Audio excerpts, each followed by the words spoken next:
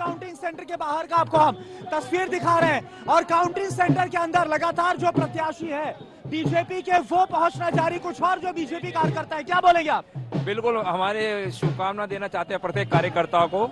और 11 वर्ष का जो हमारा कार्यकाल है ये रावण का, ये खत्म होने जा रहा है। ठीक है, आप क्या बोल रहे हैं, क्या बोलेंगे? जो बम्पर लीड मिली है, बम्पर लीड मिली है और बम्पर लीड को हम बनाए रखेंगे और प्रवेश भाई यहाँ से जीतेंगे नई दिल्ली। तो यहाँ पर आप देखिए कुछ इस तरह से, एक बार फिर से मैं इस तरफ आ रहा हूँ और यहाँ आप देखिए किस तरह से जो कार्यकर्ता है ढोल लगाने पर अब नाचना गाना शुरू कर चुके हैं। हरीश, इस तरफ आप तस्वीरें दिखाइए आप तस्वीर, ये जश्न की तस्वीरें हैं, ये तस्वीरें बता रही है कि जिस जीत का इंतजार बीजेपी को था बीते 27 साल से, वो इंतजार ऐसा लग रहा है, जो रुझान जो ट्रेंड सामने आए हैं कि वो इंतजार अब खत्म हो रहा है। और इस बात का विश्वास तमाम बीजेपी कार्यकर्ताओं को और नेताओं को भी है।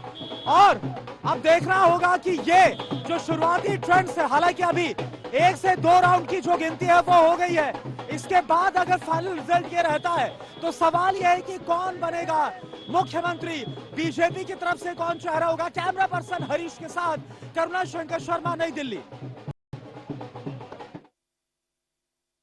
तर भाजप कार्यकर्त्यांचा जल्लोष जो आहे तो सुरू झालेला आहे आणि उमेदवार जे आहे ते देवाच्या दर्शनासाठी मंदिरामध्ये पोहोचलेले आहेत।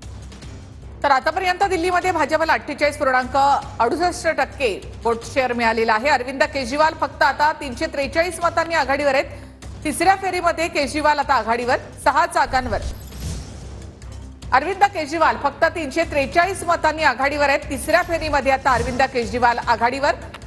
मनीष सिसोदिया आता जवळपास 1314 मतांनी पिछाडीवर असल्याचं पाहायला मिळते। मनीष सिसोदिया या आघाडीवर होते, मात्र आता त्यांची पिछाडी।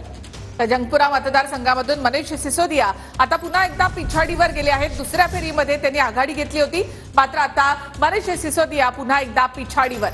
भाजपचं वोटिंग शेअर देखील वाढलेलं आहे। तसंच भाजप 42 जागांवर आघाडीवर आहे, आप 28 जागांवर आघाडीवर। 6 जागांवर आप जवळपास 1000 मतांनी पिछाडीवर आहे। दिल्ली